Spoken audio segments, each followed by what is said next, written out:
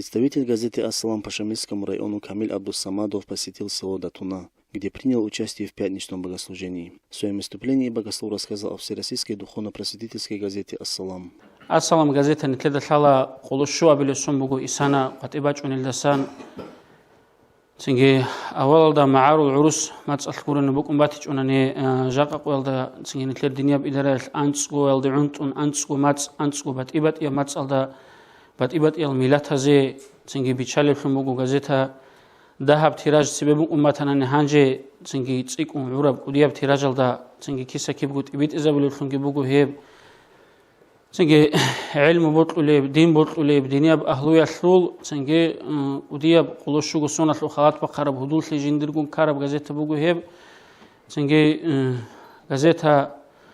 цинги موتس دجانيك إيغونو خالتني تلرقوبي باچونيب علم زابزت أدقاچان حالت إهابون قاچارب وعزا خبارگي خيمالازي خاصب باقي روچاباز خاصب سؤال جواب الگي цинги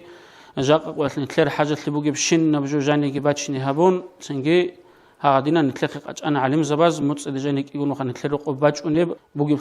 بوجي خيب غازيتها